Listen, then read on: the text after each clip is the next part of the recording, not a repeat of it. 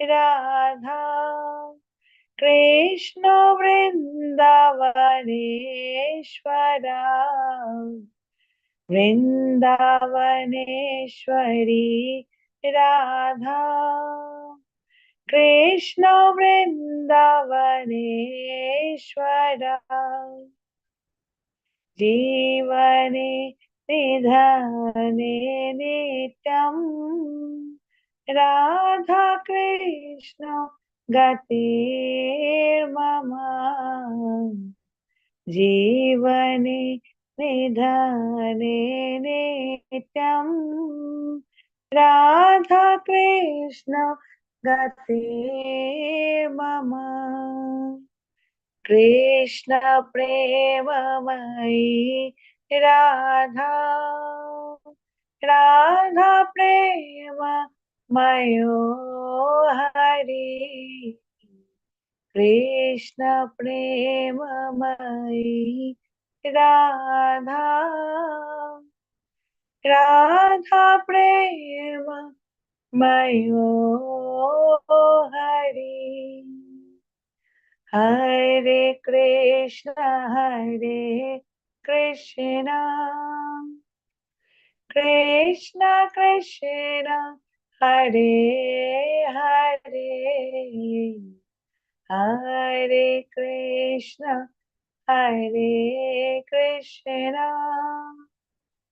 कृष्ण कृष्ण हरे हरे, हरे कृष्ण कृष्ण कृष्ण हरे हरे, हरे राम राम राम हरे हरे, हरे कृष्ण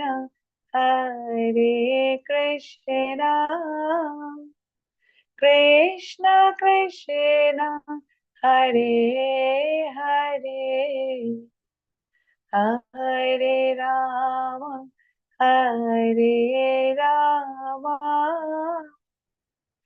राम राम हरे हरे। हरे कृष्ण, हरे बोल। राधा गोविंद की जय।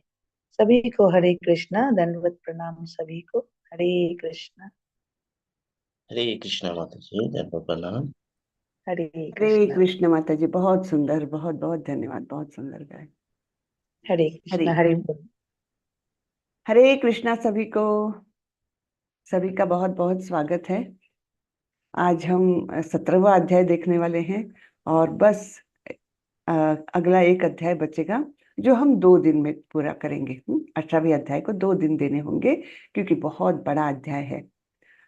तो 16वें अध्याय में हमने क्या देखा था, किसको याद है? हैंड रेज करें। शॉर्ट में कुछ भी बता सकते हैं, कोई दिक्कत नहीं। 16वें अध्याय में हमने क्या देखा था, कौन बताएगा? जी प्रभु। हाँ, 16वें अध्याय में क्या क्या देखा था हमने? कोई बात नहीं, शॉर्ट में बताएं कुछ, जो भी आपको याद है।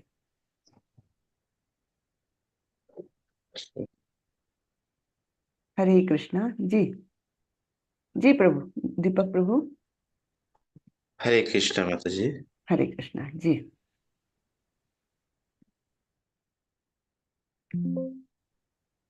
चलिए कोई बात नहीं, मैं बताती हूँ। तो 16वें अध्याय में हमने देखा था दैवी और असुरी स्वभाव के बारे में जाना था हमने, है ना? तो जी, तो उसमें हमने शुरू में तो भगवान ने सब दैवी गुणों के बारे में बताया था और फिर विस्तार से असुरी गुणों के बारे में बताया था।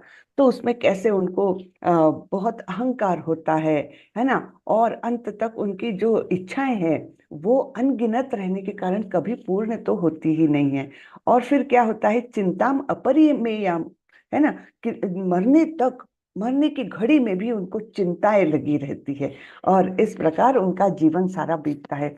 और सारा जीवन उनका कैसा कि इदमद्य मयम लब्धा, है ना, कि मैंने ये प्राप्त किया है, इतना धन प्राप्त किया है, अब मैं और ज्यादा धन इकट्ठा करूंगा, मैंने अपने शत्रुओं को मार दिया है, परास्त कर दिया है, अब मैं और सारे शत्रुओं को परास्त करूंगा, ये मेरा कुलीन परिवार, ये कितना अच्छा है ना। बस यही पूरी बातें उनको जीवन भर वो उसी में लिप्त रहते हैं।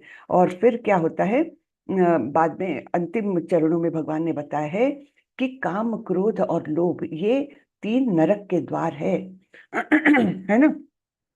त्रिविधम नरकस्येदम द्वारम नाशनमात्मनः।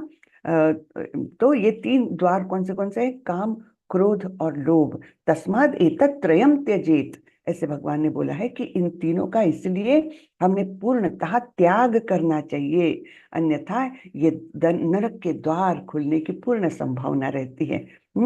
तो और उसके बाद भगवान ने बताया है अंतिम 2 श्लोकों में कि शास्त्रों के अनुसार जीवन यापन करना कितना महत्वपूर्ण है। अगर शास्त्रों की अवहेलना करके अगर हम अपना जीवन जीते हैं, मनगढ़ंत तरीके से जीते हैं, तो क्या होता है, ना हमको सुख मिलता है, ना सिद्धि मिलती है, ना पराम गतिम, है ना, कि मृत्यु के बाद भी हमको अच्छी गति नहीं मिलती।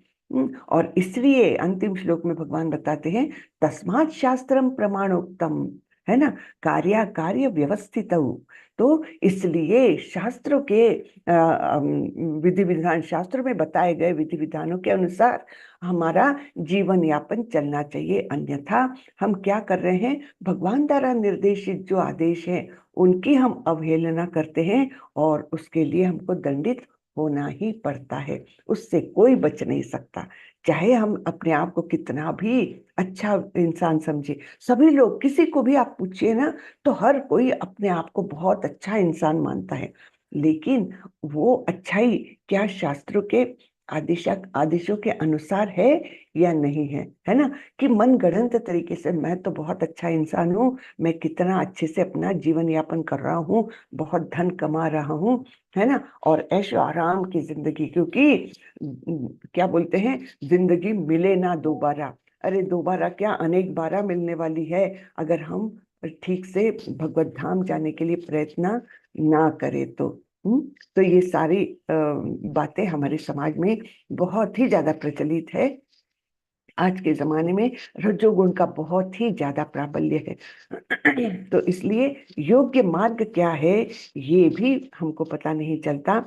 और गुरु, साधु और शास्त्र, ये 3 मार्ग है जो हमको योग्य तरीका बताते हैं कैसे हम भगवत धाम जाने का प्रयत्न कर सके।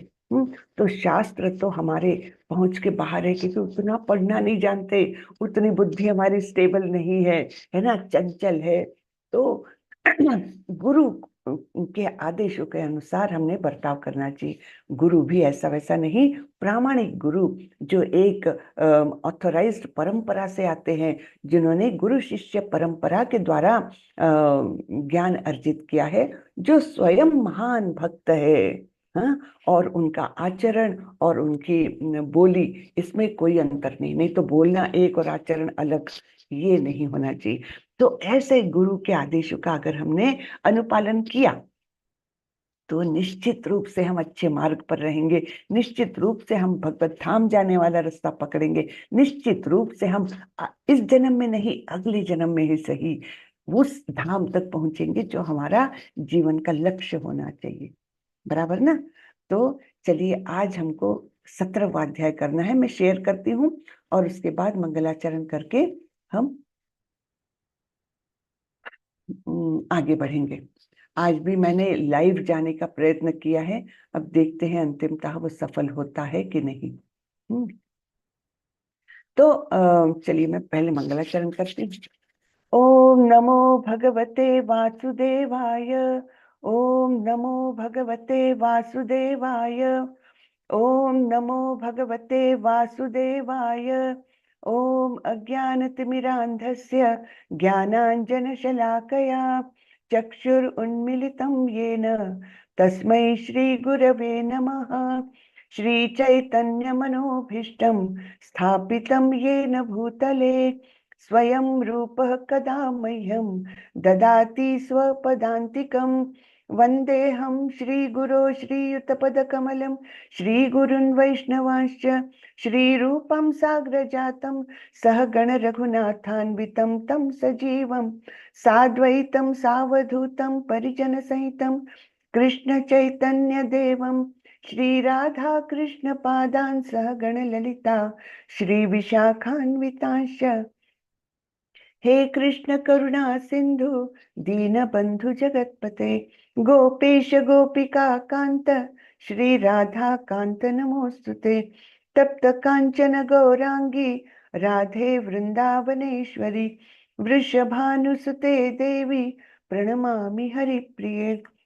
नमो विष्णुपदाय कृष्णपृष्ठाय भूतले श्रीमते भक्ति वेदांत स्वामी इति नामिने।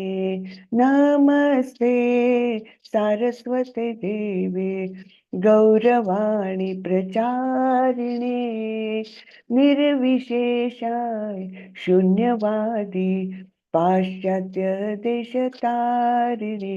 जय श्री कृष्ण चैतन्य प्रभो नित्यानंदा श्री अद्वैत गदाधर श्रीवासादि गौरभक्त वृंदा। हरे कृष्णा कृष्णा कृष्णा हरे हरे हरे रामा राम राम हरे हरे हरे कृष्णा कृष्णा कृष्णा हरे हरे हरे रामा राम राम हरे हरे। हरे कृष्ण सभी को। हरे कृष्ण माता जी, हरे दंडवत कृष्ण। प्रणाम। हरे दंडवत कृष्ण प्रणाम। प्रभु। हरे कृष्णा। सभी का बहुत बहुत स्वागत है आज के 17वें अध्याय में। तो लास्ट बट वन है ना, बस आज का अध्याय खत्म हुआ तो केवल हमारा अंतिम अध्याय बचेगा जो हम 2 दिन में पूरा करने का प्रयत्न करने वाले हैं। उसके बाद आप लोगों को तीसरे लेवल में जाने का चांस मिलेगा। अगर आप लोगों ने सारे क्विजेस किए हैं, सर्टिफिकेट डाउनलोड करिए और फिर उसके बाद क्षमा माता जी को या अजय प्रभु को भेज दीजिए और वो आपको आगे की प्रोसेस कर लेंगे और आप लोगों को लेवल 3 में एंट्री मिल जाएगी। ठीक है, ये रास्ता छोड़िएगा मत। बहुत अच्छा रास्ता, हमारे भगवान मतलब भगवान की बहुत बड़ी कृपा है हम पर कि ये रास्ता हमको मिला है, इसको छोड़िएगा मत। धीरे धीरे ही सही प्रगति करते रहिए। हाँ, जब तक बने रहेंगे तब तक प्रगति अपने आप थोड़ी ना थोड़ी होती रहेगी। हाँ, इस मार्ग को छोड़ दिया तो चैतन्य महाप्रभु ने कहा है कि जो इस मार्ग पर आया वो भाग्यवान। हाँ, जो मार्ग पर ही नहीं आया वो तो दुर्दैवी, लेकिन जो मार्ग पर आकर भी उसको छोड़ देता है उसके समान तो दुर्दैव किसी का भी नहीं है ना। तो वैसा हमको नहीं बनना है। भाग्य से हमको ये मौका मिला है, इसको आगे बढ़ाना है। तो चलिए, अध्याय 17वां श्रद्धा के 3 विभाग। तो अंतिम श्लोक में भगवान ने बताया था 16वें हरे अध्याय में। कृष्ण जी जी प्रभु, कुछ बोलना माता है? जी बोल रहे हैं लेवल 3 में आप ही आएंगे ना माता जी? पता नहीं, नहीं लेवल 3 में तो मैं नहीं हूँ प्रभु जी। हाँ, लेवल 3 में मैं नहीं हूँ, दूसरे टीचर्स रहेंगे। बहुत अच्छे बहुत काबिल टीचर्स हैं हमारे यहाँ, मैं तो कुछ भी नहीं। तो आप लोगों को बहुत आनंद आएगा। ठीक है, निश्चित रूप से। बोले ना जैसे क्विज करने के लिए जो बोले ना सारे 18 अध्याय तक, तो वो तो हो नहीं पा रहा है हमसे। क्यों नहीं हो रहा प्रभु, क्या दिक्कत आ रही है? वो खुल ही नहीं रहा, वो चैटिंग खुल नहीं रहा ओ, है। तो क्षमा माता जी से कांटेक्ट करिए ना, वो तो सब गाइड कर देगी आपको। प्रभु जी आप जी मेरे को व्हाट्सएप करिएगा कि क्या मा- प्रॉब्लम आ रही है, उसका स्क्रीनशॉट मेरे से शेयर कर लीजिएगा, फिर मैं आपको गाइड कर दूंगी। हाँ, जिस ठीक। किसी को भी कोई दिक्कत आ रही है क्विज में तो क्षमा माता जी से कांटेक्ट करें, उनको पर्सनल इस पर व्हाट्सएप करे, पहले मैसेज करे, वो आपको गाइड कर देगी।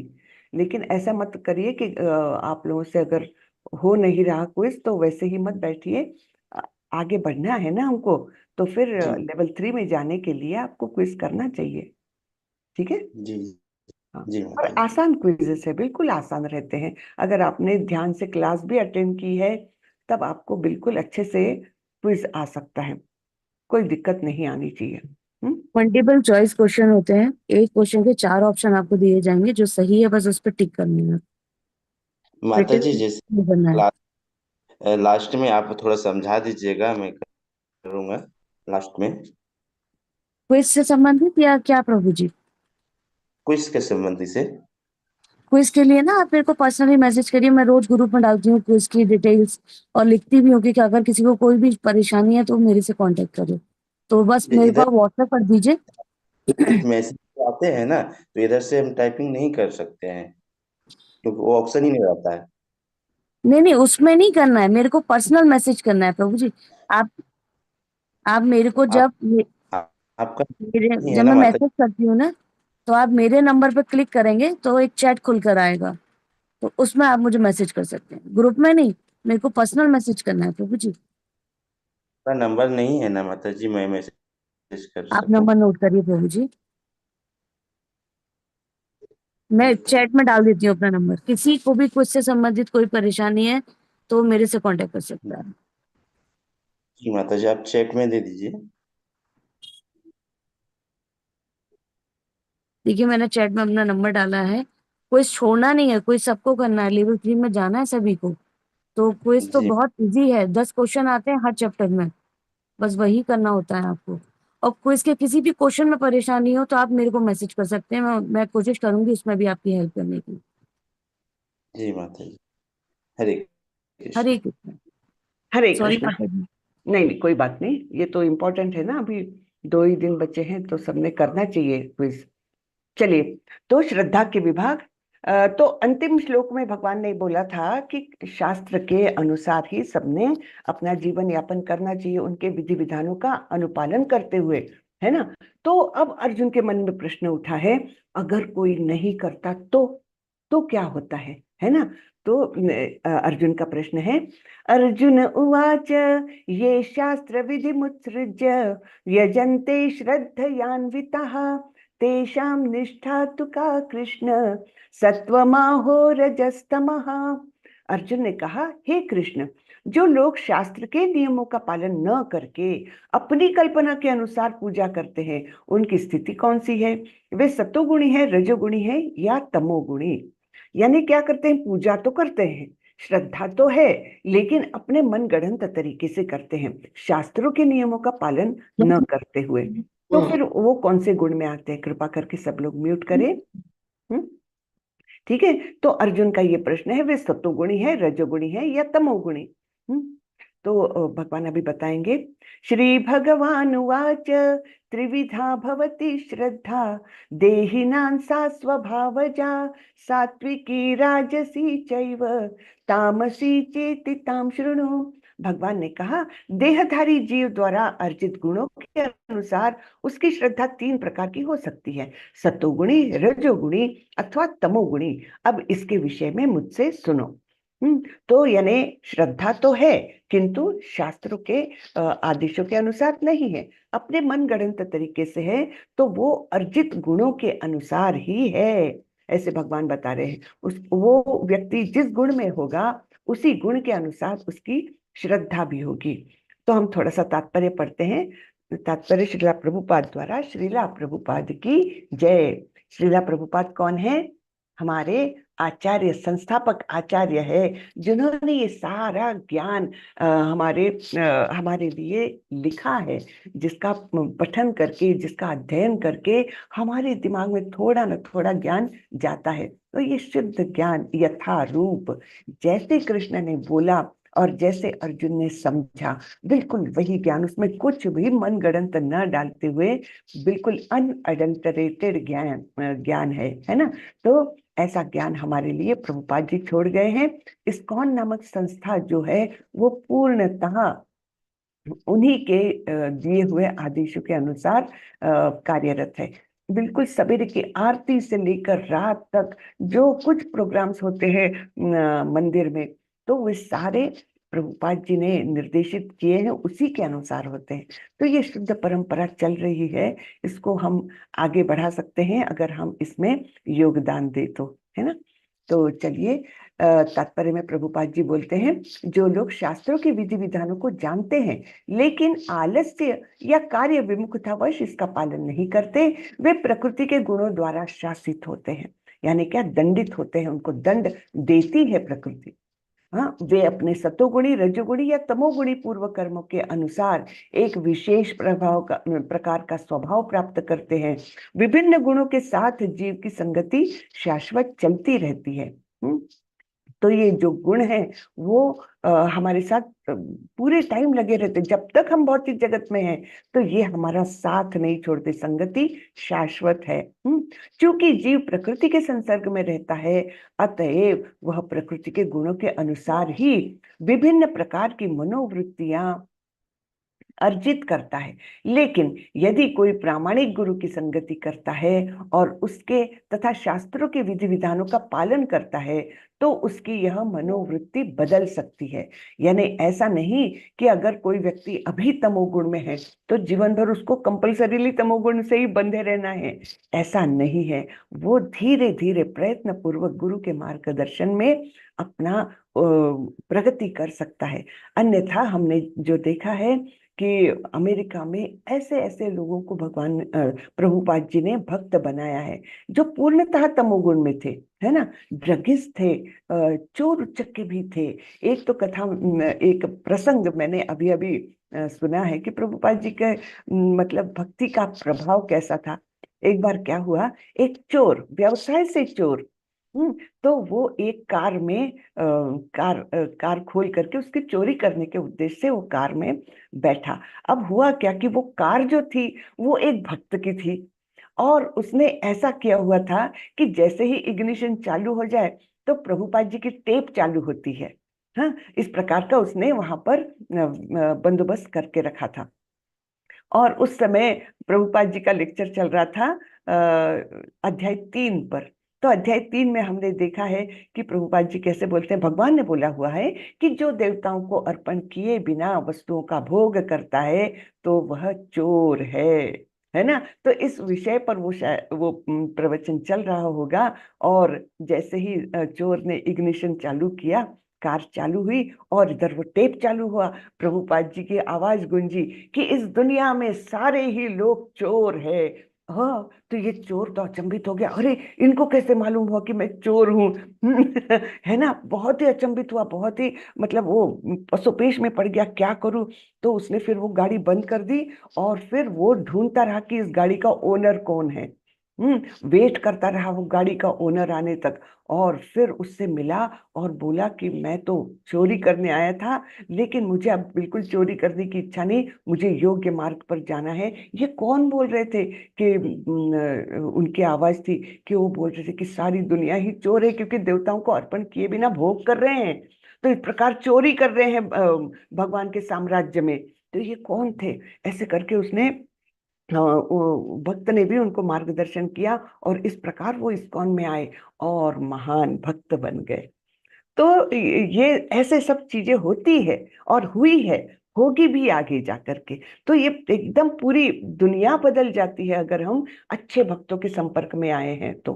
तो ये प्रभुपाद जी का एक क्षण भर का संपर्क भी उस व्यक्ति का पूर्ण जीवन बदलने में समर्थ था। ऐसे अनेक किस्से हैं, और ये सत्य घटनाएं हैं, कोई कल्पित चीजें नहीं बता रही मैं।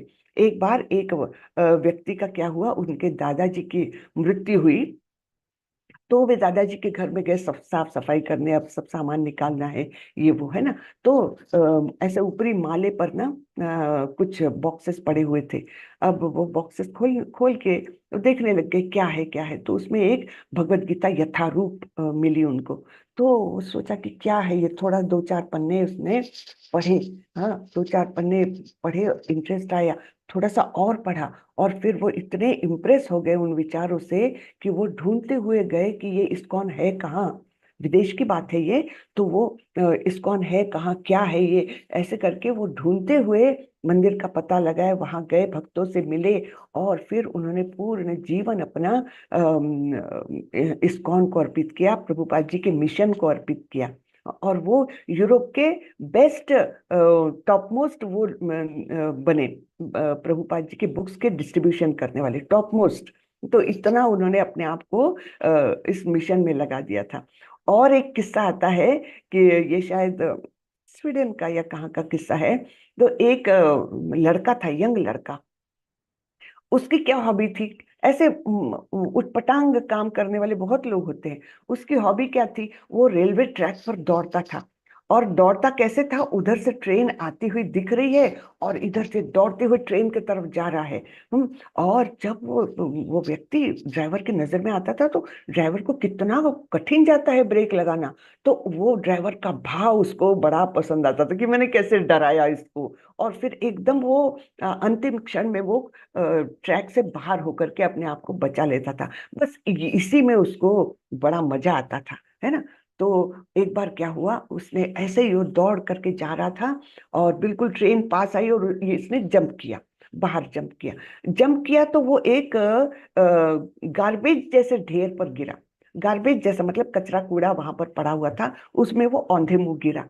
और औंधे मुंह गिरा, वहां पर उसको प्रभुपाद जी की लिखी हुई ईशोपनिषद की बुक वहां पर मिली। तो वो अचंभित हुआ, ये क्या है। अब ईशोपनिषद पर जो पहला चित्र है वो ऐसे 6 भुजाओं वाला विष्णु का रूप है, एक मुकुट पहने हुए, और ऐसे ऐसा एक रूप वहां पर चित्रित किया हुआ है। तो उसने वो चित्र देखा, बड़ा इम्प्रेस हुआ कि ये है क्या, है ना। फिर थोड़ा सा पढ़ा भी, उसने बुक लेकर गया घर, थोड़ा सा पढ़ा और फिर उसको लगा कि नहीं, ये कुछ बहुत अच्छी बातें हैं जो इसमें पढ़ने को मिल रही। वो भी ऐसे ही इस्कॉन मंदिर की को ढूंढता हुआ गया और फिर इस्कॉन का ही होके रह गया। तो ऐसे अद्भुत किस्से हैं और ये बिल्कुल सच किस्से हैं। तो ऐसे ही हमारे जीवन में भी हुआ है कि एक कहीं से लिंक आ गई और बस लिंक में देखे क्या है ना, क्या पढ़ा रहे हैं जरा देखे तो करके। सभी लोग जो ऑनलाइन जुड़े हैं ना, वो ऐसे ही जुड़े हैं, या तो किसी मित्र ने लिंक भेजा है तो देखे क्या है ना। तो इस उत्सुकता से जुड़े और फिर जुड़ के ही रह गए। तो ऐसे होता है। तो जो साधु संग सर्व शास्त्रे कहा, लव मात्र साधु संग सर्व सिद्धि हया, है ना। तो एक लव मात्र का, एक क्षण भर का भी साधु का संग हमारा जीवन बदल सकता है। वही यहाँ पर बताया है, यदि कोई प्रामाणिक गुरु की संगति करता है और उसके तथा शास्त्रों के विधि विधानों का पालन करता है तो उसकी यह मनोवृत्ति बदल सकती है। वह क्रमशः अपनी स्थिति तमोगुण से सतोगुण या रजोगुण से सतोगुण में परिवर्तित कर सकता है। कहने का तात्पर्य यह है कि प्रकृति के किसी गुण विशेष में अंधविश्वास करने से ही व्यक्ति सिद्धि प्राप्त नहीं कर सकता। उसे प्रामाणिक गुरु की संगति में रहकर बुद्धिपूर्वक बातों पर विचार करना होता है, तभी वह उच्चतर गुण की स्थिति को प्राप्त हो सकता है। प्रभुपाद जी ने बहुत सुंदरता से यहाँ पर बताया है किस प्रकार कोई भी व्यक्ति अपने जीवन में बहुत सारा बदलाव ला सकता है अगर गुरु की संगति करे तो, भक्तों की संगति करे तो। अब आगे आगे भगवान बता रहे हैं, सत्वानुरूपा सर्वस्य श्रद्धा भवति भारत, श्रद्धा मयोयम पुरुषो यदृच्छ स एव स। हे भरत पुत्र, विभिन्न गुणों के अंतर्गत अपने अपने अस्तित्व के अनुसार मनुष्य एक विशेष प्रकार की श्रद्धा विकसित करता है। अपने द्वारा अर्जित गुणों के अनुसार ही जीव को विशेष श्रद्धा से युक्त कहा जाता है। तो इस प्रकार श्रद्धा हर एक की एक एक अलग अलग प्रकार की है, जैसे उसके गुण रहे। तो अपने अर्जित गुणों के अनुसार ही उसकी श्रद्धा भी रहती है। यजन्ते सात्विका देवान् यक्ष रक्षांसि राजसः, प्रेतान् भूतगणांश्चान्ये यजन्ते तामसा जनः।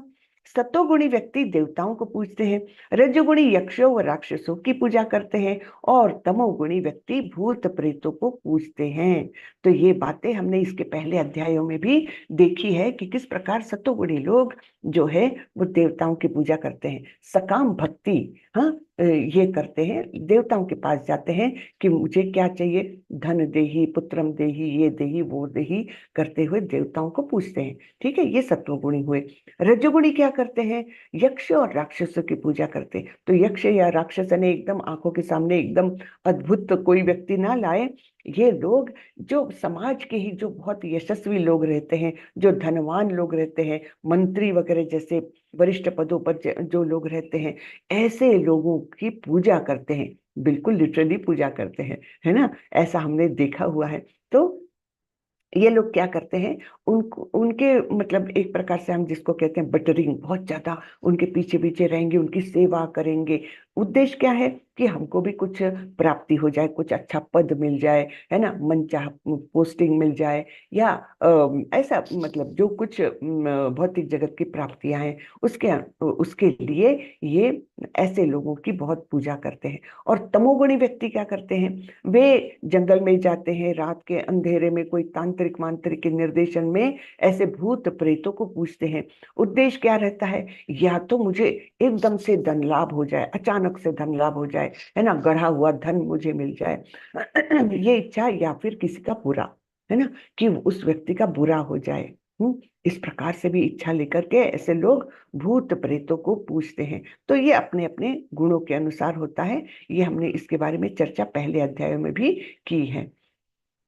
अशास्त्र विहितं घोरं तप्यन्ते ये तपोजनः दम्भाहंकार संयुक्तः कामरागबलान्वितः कर्षयन्तः शरीरस्थं भूतग्राममचेतसः मां चैवान्तः शरीरस्थं तान् विद्या असुरा निश्चयान्। जो लोग दंभ तथा अहंकार से अभिभूत होकर शास्त्र विरुद्ध कठोर तपस्या और व्रत करते हैं, जो काम तथा आसक्ति द्वारा प्रेरित होते हैं, जो मूर्ख है तथा जो शरीर के भौतिक तत्वों को तथा शरीर के भीतर स्थित परमात्मा को भी कष्ट पहुंचाते हैं, वे असुर कहे जाते हैं। तो ऐसे लोग क्या करते हैं, असुर, जैसे आप सोचिए हिरण्यकश्यपु असुर था वो, तो उन्होंने कैसे तपस्या की थी, एकदम अपने टोज पर खड़े होकर हाथ पूरी तरह एकदम आकाश की ओर करके एकदम स्थिर ऐसे खड़े होकर अनेक अनेक हजारों वर्षों तक उन्होंने तपस्या की थी। इतनी तपस्या की थी कि वो चींटियों ने अपने घर बना लिए थे पूरे शरीर पर उनके। तो ऐसी तपस्या की थी। तो क्या ये शास्त्र सम्मत है? क्या शास्त्रों में ऐसे अपने शरीर को इतना कष्ट दे करके भगवान को प्रसन्न करो ऐसे बोला है? नहीं बोला है ना। तो ऐसे लोग क्या करते हैं, अपने शरीर को तो कष्ट पहुंचाते ही है, लेकिन अंदर जो परमात्मा है ना, अस्तित्व है हर एक के हृदय में, वो भी बहुत कष्ट पाता है, क्योंकि उनको लगता है ये क्या कर रहा है, ये शरीर तो उसको मेरी कृपा से प्राप्त हुआ है, मैंने दिया है इसको शरीर, और ये किस प्रकार अपने शरीर को कष्ट पहुंचा रहा है। तो ऐसे में ये इस प्रकार वो भौतिक तत्वों को भी और परमात्मा को भी जो अंदर बैठे हुए हैं हमारे हृदय में, उनको सबको कष्ट पहुंचाते हैं और उनको असुर कहा जाता है। ये ऐसा करते क्यों है? दंभ और अहंकार से अभिभूत होकर, है ना। तो उनको लगता है मैं दुनिया को दिखा दूं मैं कितना भक्त हूँ, बड़ा भक्त हूँ, कि मैं देवताओं को अपने सामने झुका सकता हूँ, ऐसी तपस्या करूंगा, उनको आना पड़ेगा। ऐसे जो दंभ और अहंकार, ये इससे प्रेरित होते हैं वे, और कठोर तपस्या व्रत इत्यादि करते हैं। लेकिन उनकी प्रेरणा क्या है? काम और आसक्ति, है ना, तीव्र आसक्ति रहती है। तो इस प्रकार से ये तपस्या करते हैं, जिससे वे बहुत कष्ट पाते हैं। आहारस्त्वपि सर्वस्य त्रिविधो भवति प्रियः यज्ञस्तपस्तथा दानं तेषां भेदम इमं शृणु। यहाँ तक कि प्रत्येक व्यक्ति जो भोजन पसंद करता है, वह भी प्रकृति के गुण के अनुसार 3 प्रकार का होता है।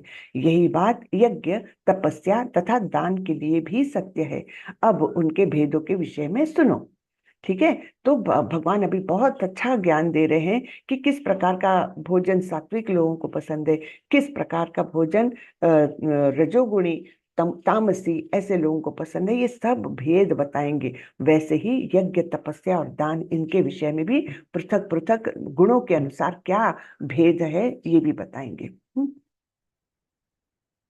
आयु सत्व बलारोग्य सुख प्रीति विवर्धनः रस्यः स्निग्धः स्थिरा हृदया आहारः सात्विक प्रियः। जो भोजन सात्विक व्यक्तियों को प्रिय होता है वह आयु बढ़ाने वाला, जीवन को शुद्ध करने वाला तथा बल, स्वास्थ्य, सुख तथा तृप्ति प्रदान करने वाला होता है।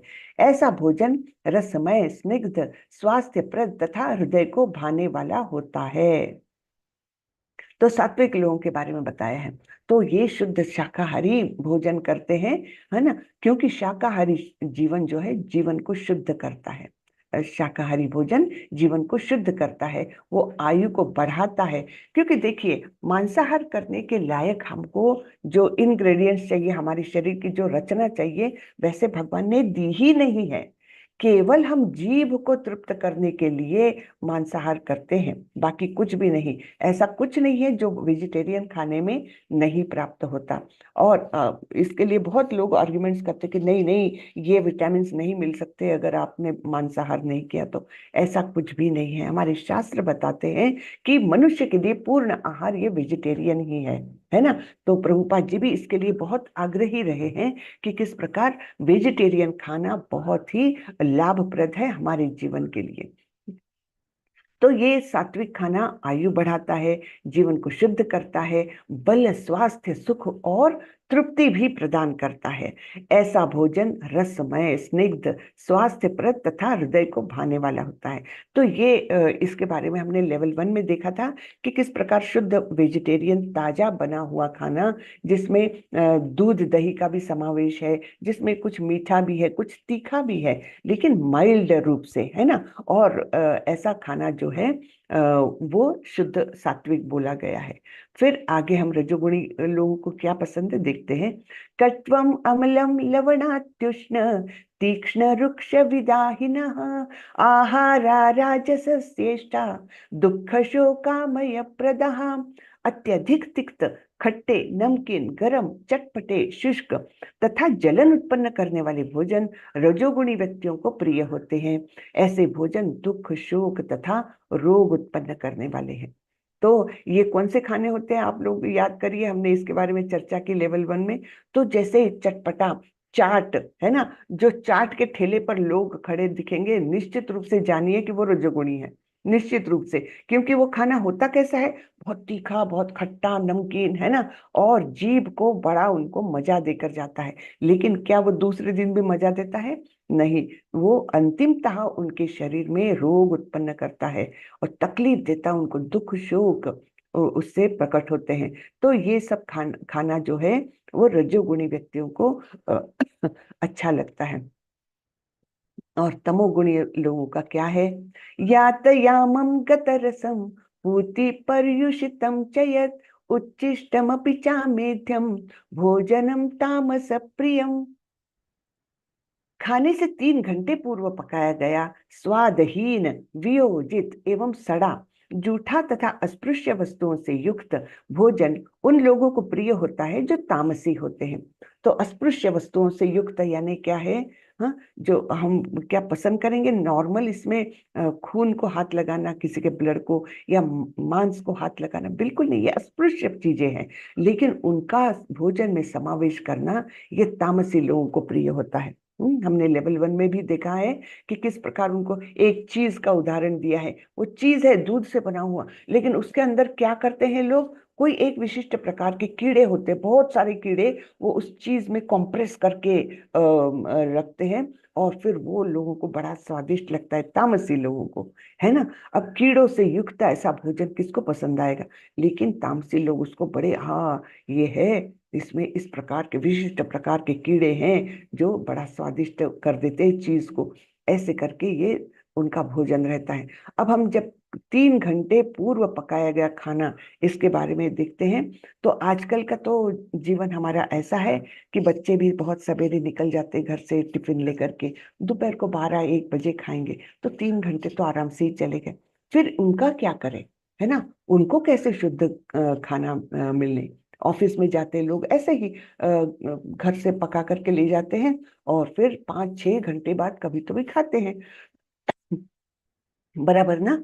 तो उसको शुद्ध करने का तरीका एक ही है। जब भी खाना बनता है एकदम गर्मा गर्म अच्छा खाना ताजा भगवान को भोग चढ़ाइए, तुलसी पत्र रखिए, हर चीज पर उसका भोग चढ़ाइए प्रेम से भगवान को, और फिर वो सारे खाने में मिला दीजिए। इस प्रकार से जब ये तुलसी दल का स्पर्श हो जाता है, भगवान की दृष्टि उस पर पड़ती है, तो वो खाना अत्यंत शुद्ध हो जाता है। आप उसको 5 घंटे 6 घंटे 7 घंटे भी रखेंगे तो कुछ नहीं होता उसको ना, वो आप सात्विक खाना समझ के खा सकते हैं, सात्विक ही बन जाता है वो। हाँ, ठीक है। तो ये एक मार्ग बताया गया है। तो ऐसे जो खाने हैं स्वादहीन, वियोजित एवं सड़ा, है ना, जूठा तथा अस्पृश्य वस्तुओं से युक्त भोजन तामसी लोगों को प्रिय होता है। अफलाकांक्षिभिर्यज्ञो विधिदिष्टो य इज्जते यष्टव्यमेवेति मनः समाधाय स सात्विकः। अब यज्ञों के बारे में बता रहे हैं भगवान कि सात्विक यज्ञ किस प्रकार का होता है।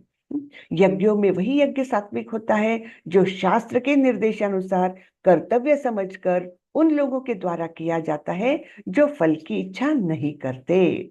तो इतने गुण बताए हैं। क्या है? एक तो शास्त्र के निर्देश चाहिए, कर्तव्य समझकर किया जाना चाहिए, और फल की इच्छा के बिना किया जाना चाहिए। तो ऐसा यज्ञ जो है वो सात्विक कहलाता है।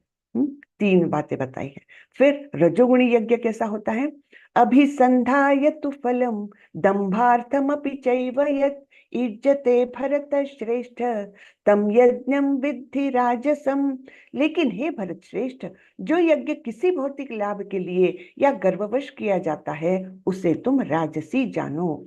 तो राजसी लोगों का तो ये गुण होता है, एक तो वे हर काम करते हैं सकाम कर्म ही करते, तो जो कुछ करेंगे उसके पीछे उनको कुछ प्राप्ति की अभिलाषा रहती है ना। और दूसरा गर्व रहता है उनको।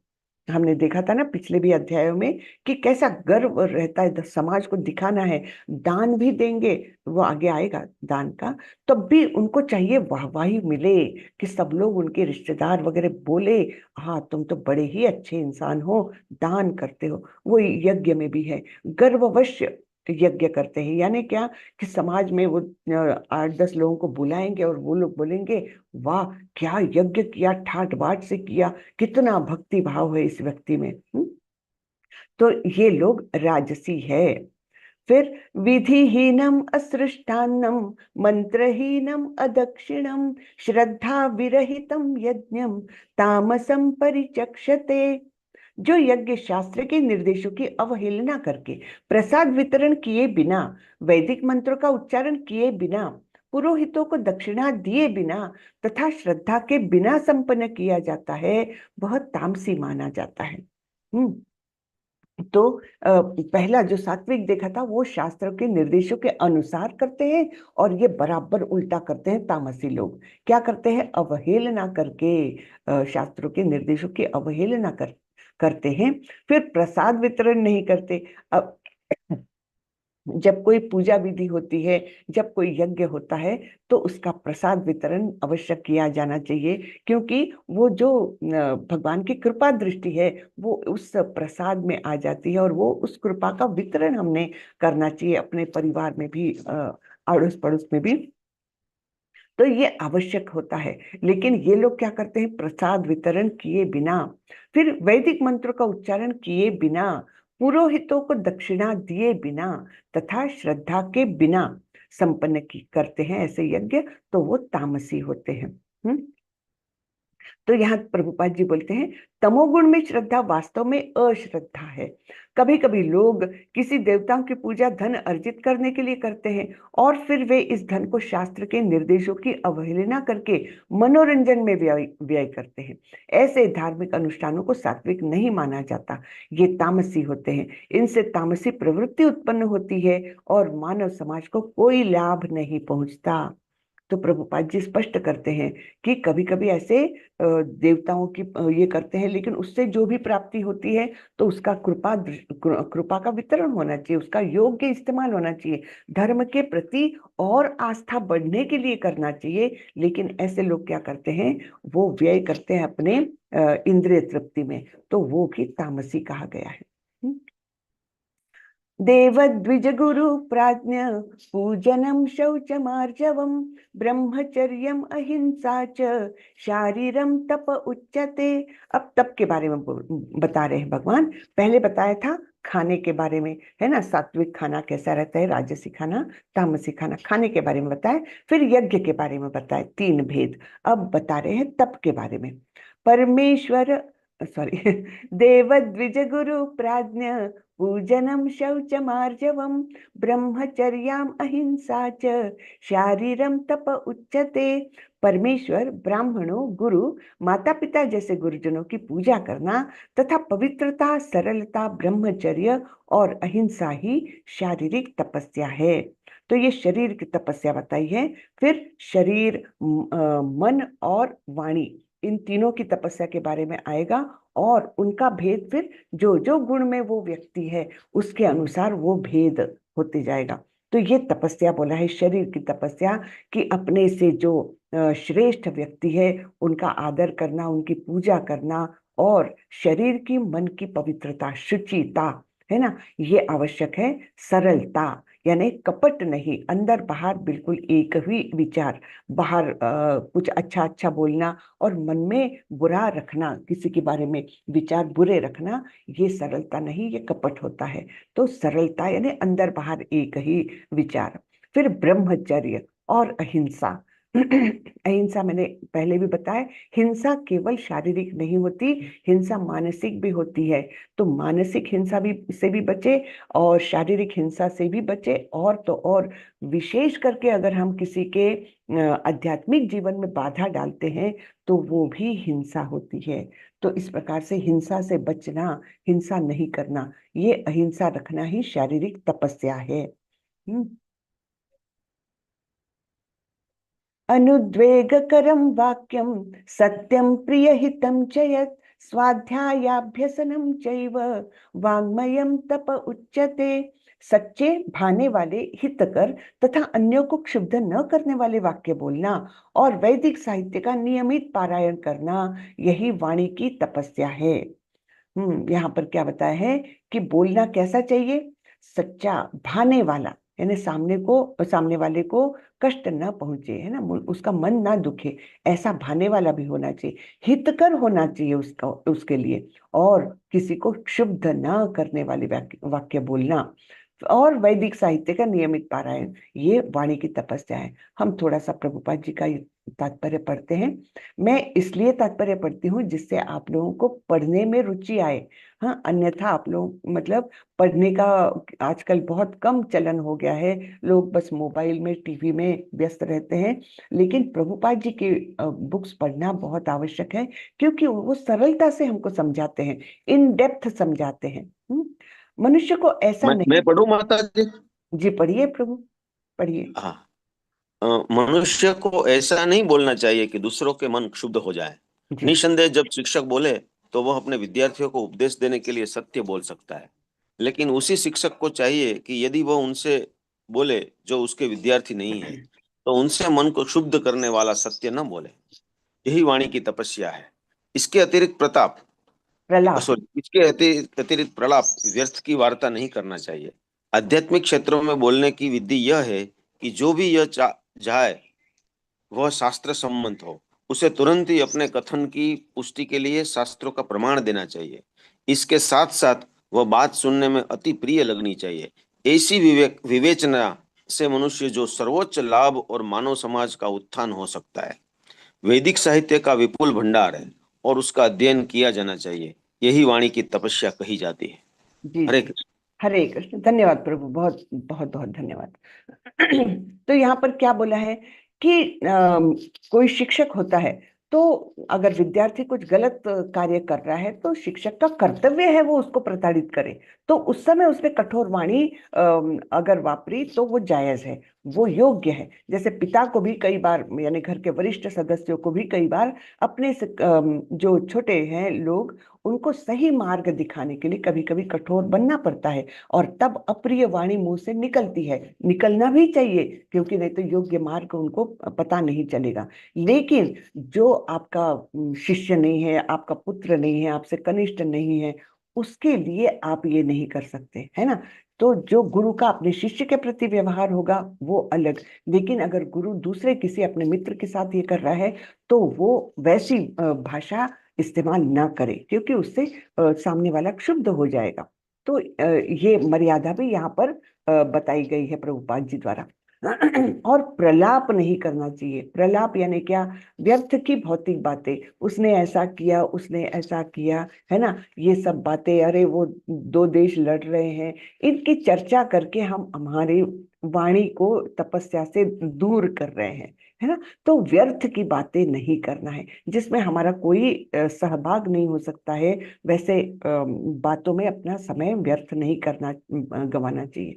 वाणी में बड़ा ही सामर्थ्य है, ध्वनि जो हमारे मुंह से निकलती है उसमें बड़ा सामर्थ्य है। तो अच्छा बोले, भगवान का नाम ले और उसको सुने, तब वो हमारा जो है ना शुद्धता जो होते जाती है, हमारे आत्मा के ऊपर जो कल्मश है वो धीरे धीरे शुद्ध होने लगते हैं, जब हमारा वाणी हर शब्द जो निकले वो योग्य निकले। ये हमने एक सावधानी बरतनी चाहिए।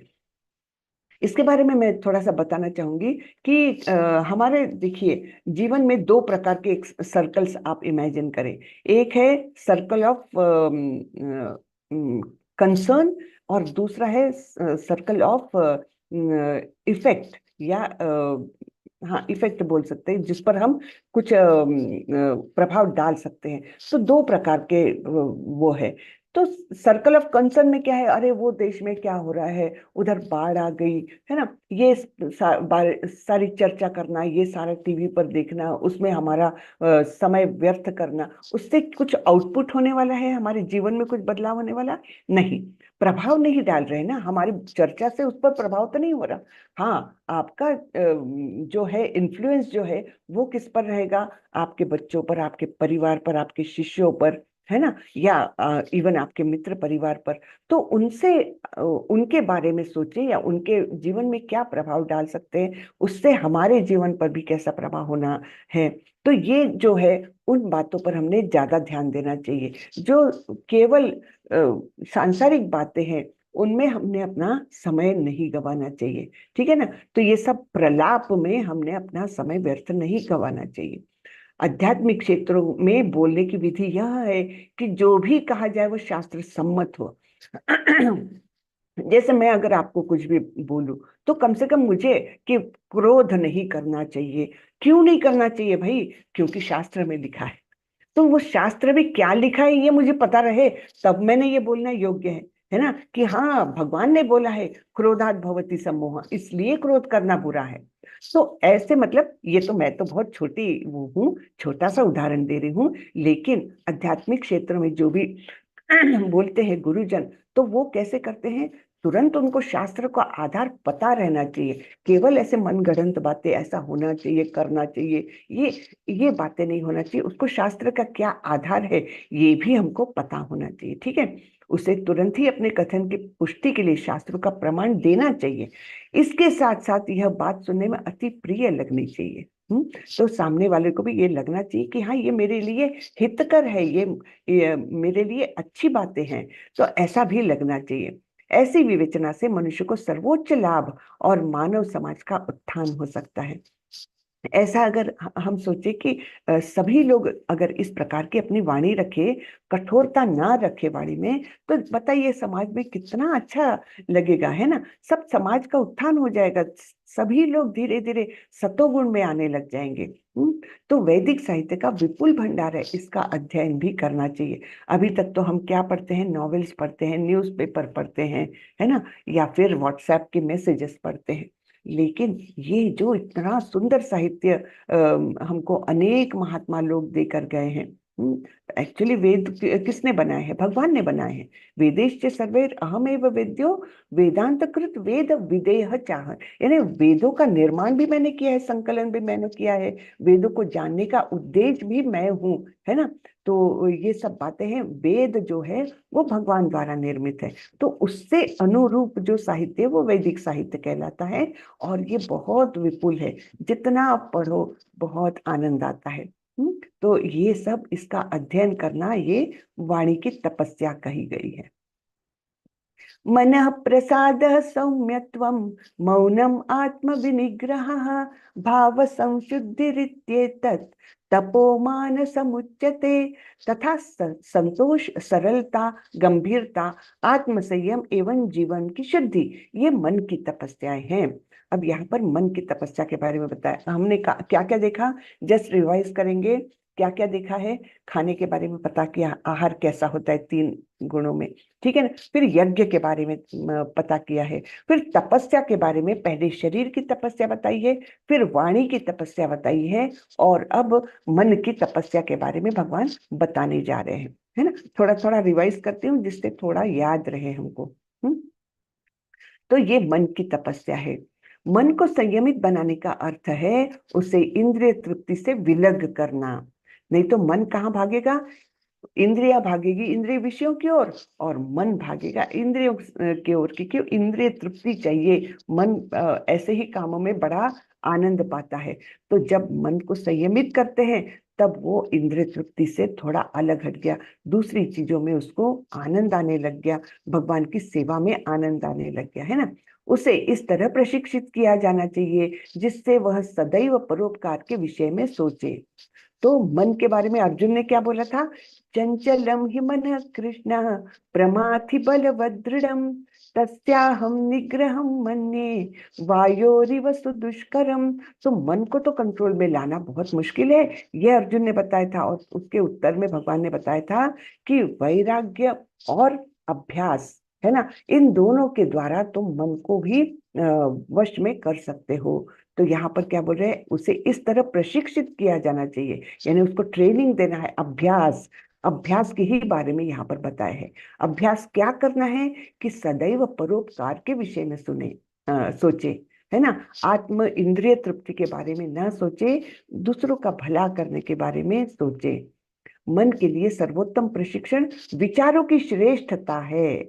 तो प्रशिक्षण कैसे होना चाहिए, अभ्यास क्या करना है, विचार हमारे हमेशा अच्छे रहे। मन में विचार तो अनेक आएंगे, लेकिन हमको डेवलप कौन से विचार करने हैं, जो अच्छे विचार हैं। बुरे विचार भी आएंगे तो उनको निग्लेक्ट करो। जैसे हम अगर 2 पेड़ हैं, जिस पेड़ को हम अच्छे से खाद पानी देंगे वो अच्छे से पोषित होगा, अच्छा बड़ा हो जाएगा। और जिस वृक्ष को हम पानी भी नहीं देंगे, खाद तो दूर की बात, तब वो क्या हो जाएगा, धीरे धीरे अपने आप मर जाएगा। वैसे ही मन में विचार चाहे कोई भी आए, हमको प्राधान्य देना है, हमको ध्यान देना है अच्छे श्रेष्ठ विचारों को। तब वो बुरे विचारों का अपने आप वो नाश हो जाएगा, और धीरे धीरे फिर वैसे बुरे विचार आना बंद हो जाएगा, है ना। तो मन के लिए सर्वोत्तम प्रशिक्षण विचारों की श्रेष्ठता है। मन को कृष्ण भावनामृत से विचलित नहीं होना चाहिए और इंद्रिय भोग से सदैव बचना चाहिए। अपने स्वभाव को शुद्ध बनाना कृष्ण भावना भावित होना है। तो स्वभाव शुद्ध कब बनेगा, जब हम भक्ति में जाएंगे, कृष्ण की भक्ति में जाएंगे, तब हमारा स्वभाव भी शुद्ध होगा। जैसे भक्ति की स्टेजेस हमने चर्चा की है, सबसे पहले है श्रद्धा, फिर साधु संग, फिर भजन क्रिया, और फिर चौथा है अनर्थ निवृत्ति। अनर्थ निवृत्ति यानी मन में जो भी बुरे विचारों का संचय है ना, और बुरे कलमश जो षड रिपु जिनको कहा जाता है, 6 हमारे दुश्मन, वो कौन से हैं, काम, क्रोध, लोभ, मोह, मद, मत्सर, है ना। तो ये जो षड रिपु हो, ये जैसे जैसे अनर्थ निवृत्ति होगी, हमारी बुराइयां हटने लगेगी, तब ये शत्रु भी हमारे धीरे धीरे हट के दूर भाग जाएंगे, है ना। तो इस प्रकार ये कैसे होगा, जब हम भक्ति में आएंगे तब। इंद्रिय भोग के विचारों से मन को अलग रख करके ही मन की तुष्टि प्राप्त की जा सकती है। तो मन की तुष्टि पाने के लिए मन कब संतुष्ट होगा, जब हम मन को पूर्णतः कृष्ण के प्रति आसक्त बनाएंगे, है ना। तो यहाँ तक हुई तपस्या।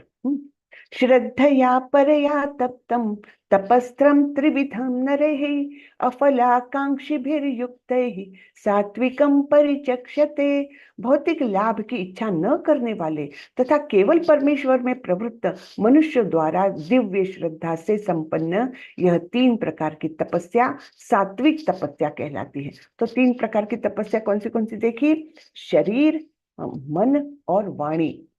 शरीर, मन और वाणी। BMW से आप लोग याद रखें उसको, BMW कार का मॉडल है ना, तो बॉडी, माइंड एंड वर्ड्स। तो ये तीन प्रकार की तपस्या है। वो कैसी होती है? ये अलग अलग गुणों के अनुसार। तो जो सात्विक तपस्या कैसी होगी? जब भौतिक लाभ की इच्छा न करने वाले तथा केवल परमेश्वर में प्रवृत्त मनुष्यों द्वारा दिव्य श्रद्धा से संपन्न यह तीन प्रकार की तपस्या सात्विक कहलाती है। ठीक है। सत्कार मान पूजार्थम तपोदम्भेन चैव यत् क्रियते तदिह प्रोक्तम राजसम चलमध्रुवम। जो तपस्या दंभ पूर्वक तथा सम्मान, सत्कार एवं पूजा कराने के लिए संपन्न की जाती है वह राजसी अर्थात रजोगुणी कहलाती है। यह न तो स्थायी है न शाश्वत। तो दंभ पूर्वक, है ना, अहंकार से प्रेरित होकर के दूसरों को दिखाने के लिए जो किया जाता है, जो तपस्या की जाती है, और सम्मान सत्कार कुछ पाने के लिए। क्या चाहिए? पाना क्या है? मान सम्मान मिले, सत्कार मिले, और पूजा कराने के लिए ना दूसरे लोग बोले हाँ ये तो क्या सात्विक बोलते हैं, है ना। तो ये प्रेरणा अगर मन में है और इसलिए मैं मुंह से अच्छा बोल रही हूँ, तो वो क्या है? ये सात्विक नहीं है, ये रजोगुणी तपस्या कहलाएगी वाणी की। और ये तो स्थायी भी नहीं है, शाश्वत भी नहीं है। मूढ़ ग्राहेणात्मनो यत् पीडया क्रियते तपः परस्योत्सादनार्थं वा तत्तामसमुदाहृतम्। मूर्खतावश आत्म उत्पीड़न के लिए या अन्यों को विनष्ट करने या हानि पहुंचाने के लिए जो तपस्या की जाती है वह तामसी कहलाती है। ठीक है। तो या तो मूर्खतावश आत्म उत्पीड़न के लिए, है ना, तो मूर्ख ऐसे लोग रहते कि अपने आप को तकलीफ देते हैं वो, या फिर दूसरों को तकलीफ देने के लिए जो तपस्या की जाती है वह तामसी है।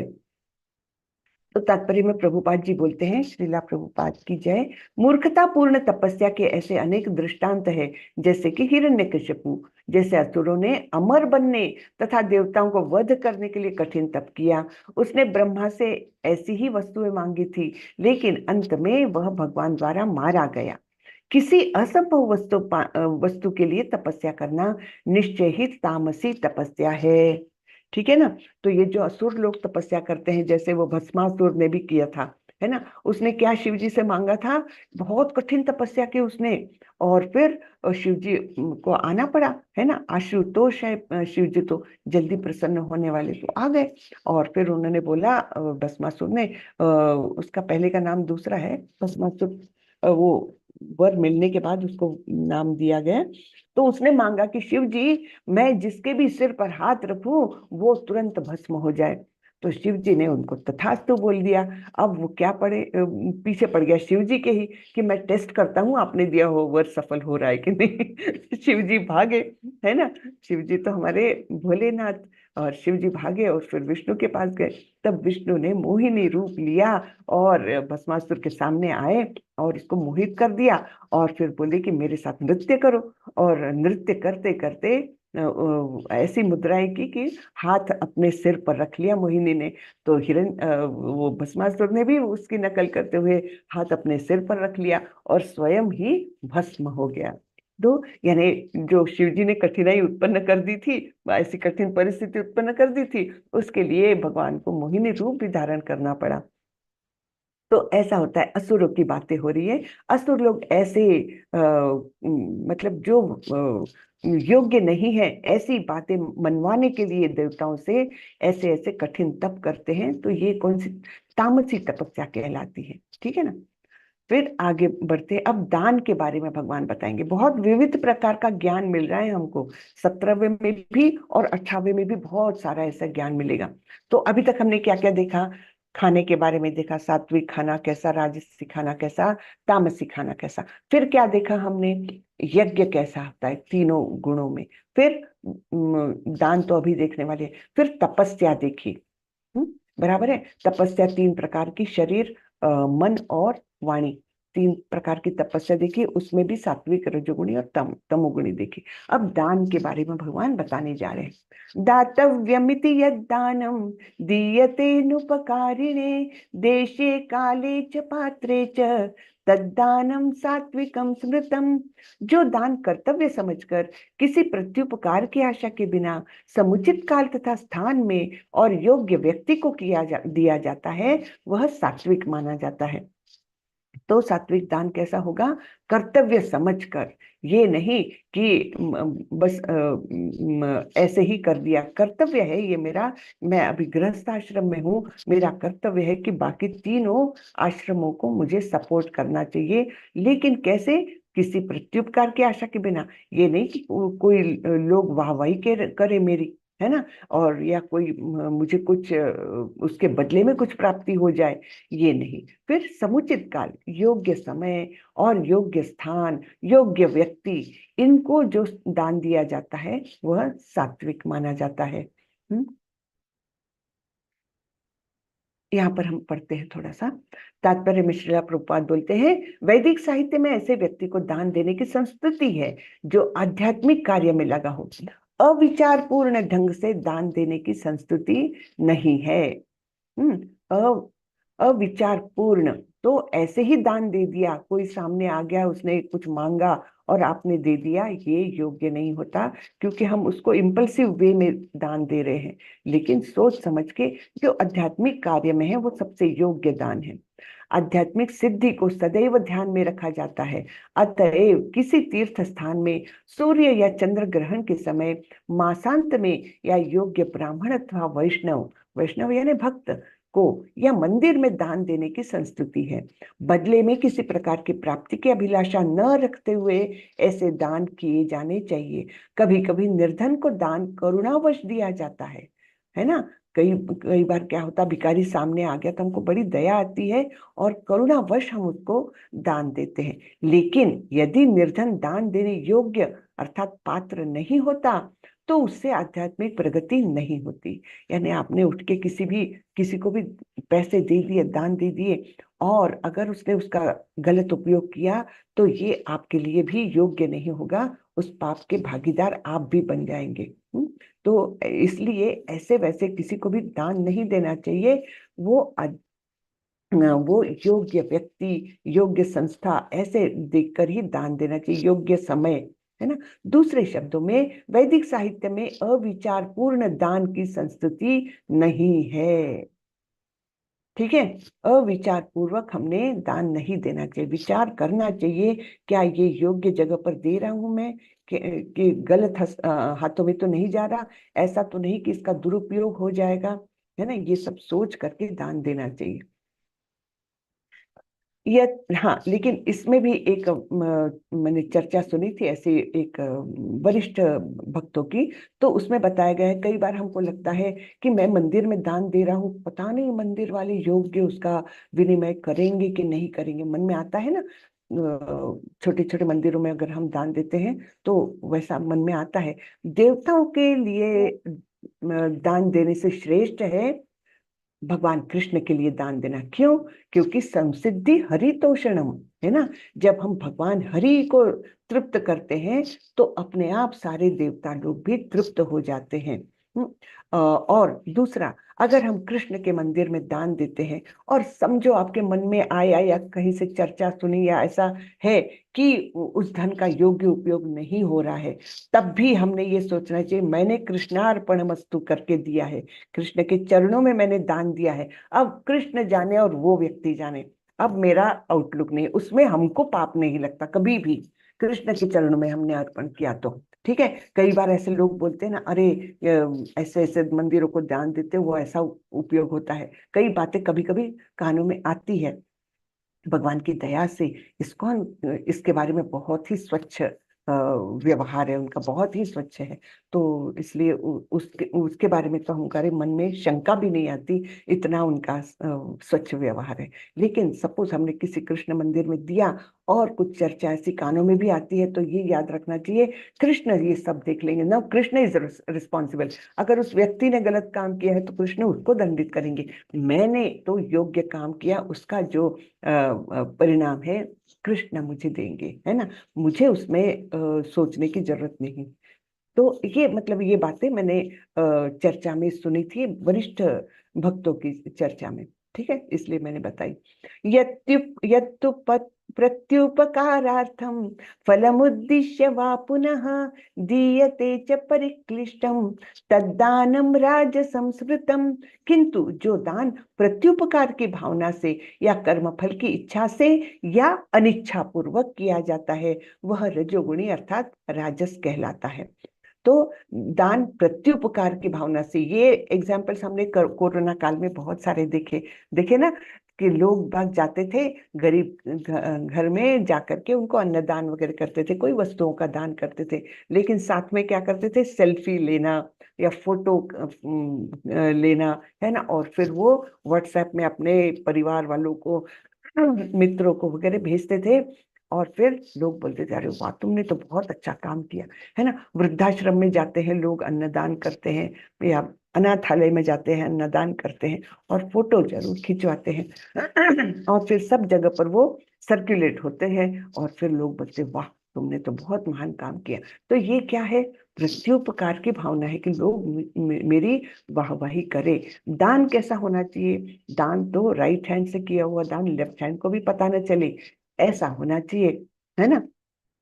तो ये दान कैसा होता है, और अनिच्छा पूर्वक ये कब किया जाता है, जैसे सपोज आपका कोई बॉस है ना, और बॉस ने कोई संस्था उनको पसंद आ रही है, ये संस्था बहुत अच्छी है, यहाँ पर दान करो। अब बॉस ने बोल दिया तो शर्मा शर्मी में ही सही दान देता है व्यक्ति, तो होता क्या है, वो अनिच्छा पूर्वक दान, तो इसका कोई फलित अच्छा नहीं है, वो रजोगुणी ही रह जाता है, ठीक है। सॉरी। दान कभी स्वर्ग जाने के लिए दिया जाता है तो कभी अत्यंत कष्ट से, तथा कभी इस पश्चाताप के साथ कि मैंने इतना व्यय इस तरह क्यों किया। कभी कभी अपने वरिष्ठ जनों के दबाव में आकर भी दान दिया जाता है। ऐसे दान रजोगुण में दिए गए माने जाते हैं। अदेश काले यद्दानम अपात्रेभ्यश्च दीयते असत्कृतमवज्ञातम तत्तामसमुदाहृतम। तथा जो दान किसी अपवित्र स्थान में अनुचित समय में किसी अयोग्य व्यक्ति को या बिना समुचित ध्यान तथा आदर से दिया जाता है वह तामसी कहलाता है। तो ये लोग कैसे, जैसे हमने एग्जाम्पल देखा था लेवल 1 में, क्या था, एक व्यक्ति बोर्ड लगा के बैठा है और लिखा है I need money for weeds. अब वीड्स यानी क्या, ड्रग्स, है ना, नशा करने के लिए उसको पैसा चाहिए है। तो ऐसे व्यक्ति को अगर हम दान देते हैं तो वो निश्चित ही तामसी है, क्योंकि हम तामसिक प्रवृत्तियों को एक प्रकार से बढ़ावा दे रहे हैं। तो दान किसी अपवित्र स्थान में, कोई जुए का अड्डा है या नशे वाली जगह है, वहां पर अगर हम किसी को दान देते हैं वो तामसी हो जाता है। अनुचित समय में, है ना, रात बेरात ऐसे समय में दान देना ये भी योग्य नहीं होता। फिर अयोग्य व्यक्ति, जैसे हमने उदाहरण देखा I need money for weeds, है ना, तो ऐसे अयोग्य व्यक्ति जो नशा पानी कर रहा है ना, और बुरे काम में लिप्त है, ऐसे व्यक्ति को हम अगर दान देते हैं तो वो बुराई हम पर भी, मतलब वो उसका फल जो है वो हम पर भी लागू हो जाता है कुछ मात्रा में। और बिना समुचित ध्यान तथा आदर से ऐसे ही दे दिया, फेंक करके दे दिया, है ना। दान भी देना है तो आदर पूर्वक देना चाहिए, सामने वाले को उसमें लेने में शर्म नहीं महसूस होनी चाहिए, है ना, कि मैं देने वाला हूं और तुम लेने वाले हो, तुच्छ हो, ये भावना कभी भी नहीं रहना चाहिए, ठीक है। तो बिना समुचित ध्यान तथा आदर से जो दिया जाता है वह तामसी कहलाता है ना। तो ये देखो, यहाँ पर मद्यपान तथा द्यूत क्रीड़ा में व्यसनी के लिए दान देने को प्रोत्साहन नहीं दिया गया, ऐसा दान तामसी है। ऐसा दान लाभदायक नहीं होता, वरन इससे पापी पुरुषों को प्रोत्साहन मिलता है। इसी प्रकार यदि बिना सम्मान तथा ध्यान दिए किसी उपयुक्त व्यक्ति को दान दिया जाए तो वह भी तामसी है। कि आप हाँ योग्य व्यक्ति को दे रहे हो, योग्य समय पर दे रहे हो, लेकिन ऐसे तुच्छता पूर्वक अनादर से दे रहे हो तो वो भी तामसी हो जाता है। ठीक है। ओम तत्सदिति निर्देशो ब्रह्मणस्त्रिविधः स्मृतः ब्राह्मणास्तेन वेदाश्च यज्ञाश्च विहिता पुरा। सृष्टि के आदिकाल से ओम तत्सत ये 3 शब्द पर ब्रह्म को सूचित करने के लिए प्रयुक्त किए जाते रहे हैं। ये तीनों सांकेतिक अभिव्यक्तियां ब्राह्मणों द्वारा वैदिक मंत्रों का उच्चारण करते समय तथा ब्रह्म को संतुष्ट करने के लिए यज्ञों के समय प्रयुक्त होती थी। तो ये ओम तत्सत इन 3 शब्दों का महत्व यहाँ पर बताया है। ये भगवान को सूचित करने के लिए है ये 3 शब्द ओम तत्सत। अब इनका भी भेद देखेंगे कि ओम क्या है, तत् क्या है और सत क्या है, वो भी देखेंगे। तो ये इस्तेमाल हुए हैं ब्राह्मणों द्वारा। जब भी वैदिक मंत्रों का उच्चारण करते हैं तो ओम तत्सत ये बोलते हैं।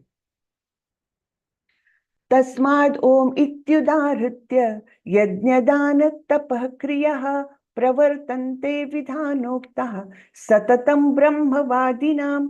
अतएव योगी जन ब्रह्म की प्राप्ति के लिए शास्त्रीय विधि के अनुसार यज्ञ दान तथा तप की समस्त क्रियाओं का शुभारंभ सदैव ओम से करते हैं।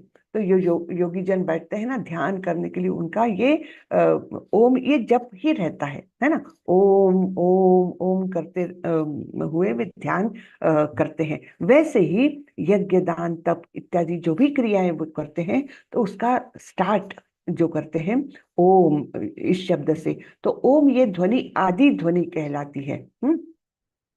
ओम तद विष्णु परमम पदम। विष्णु के चरण कमल परम भक्ति के आश्रय हैं। भगवान के लिए संपन्न हर एक क्रिया सारे कार्य क्षेत्र की सिद्धि निश्चित कर देती है। तो ओम शब्द का महत्व है किसी भी शुभारंभ में, किसी भी काम की शुभारंभ में ओम शब्द का प्रयोग होता है। तदित्यनभिसंधाय फलम यज्ञ तप क्रियाः दान क्रियाश्च विविधाः क्रियन्ते मोक्षकांक्षी भी। मनुष्य को चाहिए कि कर्म फल की इच्छा किए बिना विविध प्रकार के यज्ञ तप तथा दान को तत् शब्द कहकर संपन्न करें। ऐसी दिव्य क्रियाओं का उद्देश्य भव बंधन से मुक्त होना चाहिए।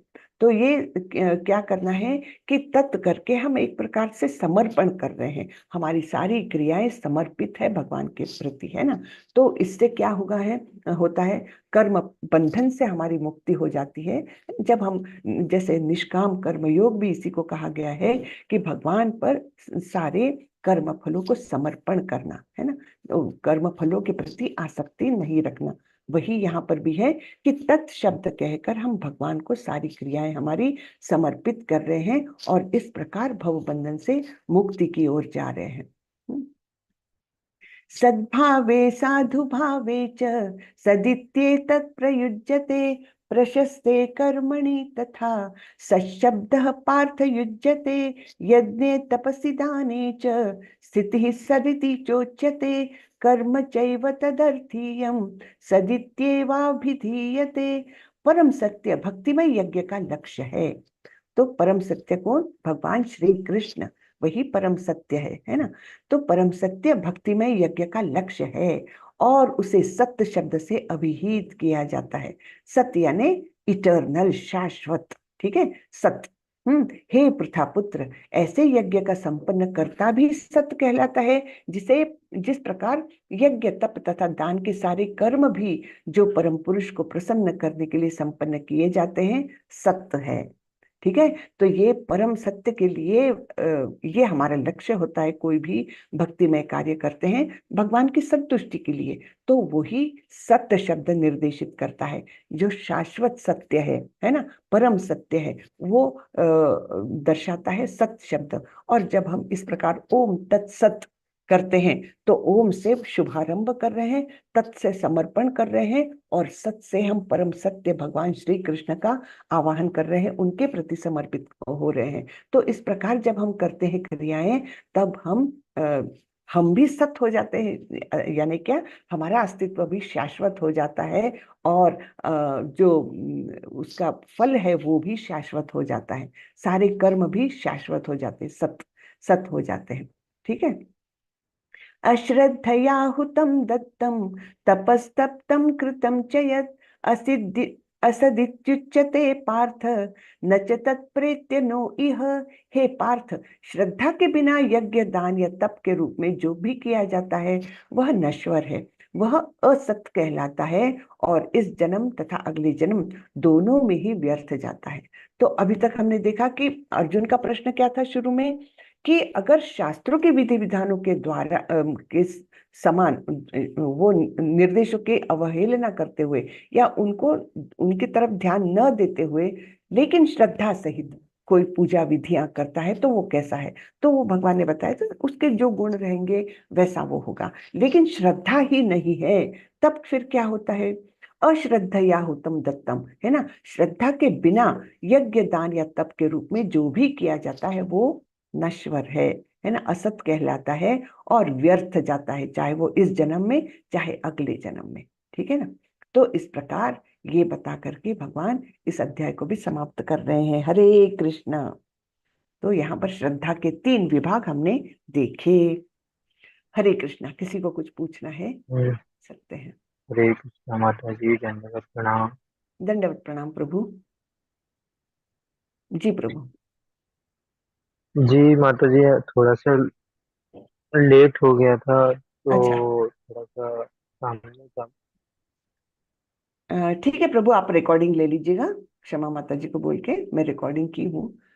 और उसका तो नहीं हो रहा था, लाइव तो नहीं गया लेकिन मैंने रिकॉर्डिंग कर ली है, तो आप रिकॉर्डिंग प्लीज मंगवा लीजिएगा क्षमा माता जी से। ठीक है जी माता जी। जी। हरे कृष्णा। किसी को कुछ पूछना है तो पूछे। माता जी, मैं ये बोल रहा था कि जी प्रभु। ये इसमें सतोगुणी, तमोगुणी और रजोगुणी किस प्रकार दूसरा टॉपिक बताया है, पिछले बार दूसरा बताया था ना? एक मिनट, हाँ, आपकी आवाज कम आ रही है, मैं जरा मेरा वॉल्यूम ज्यादा कर लेती हूँ। जी प्रभु, क्या सतोगुणी जी रजोगुणी इस बार, तमोगुणी? हाँ हाँ, रजोगुणी जो तमो सतोगुणी तमोगुणी रजोगुणी है ना, इस बार जो है दूसरा उसका वाक्य बताया इस बार। प्रभु जी आपकी आवाज नहीं आई मुझे, किसी को और को समझा प्रभु जी क्या बोल रहे हैं? किसी और को समझा हो तो बताएं मुझे।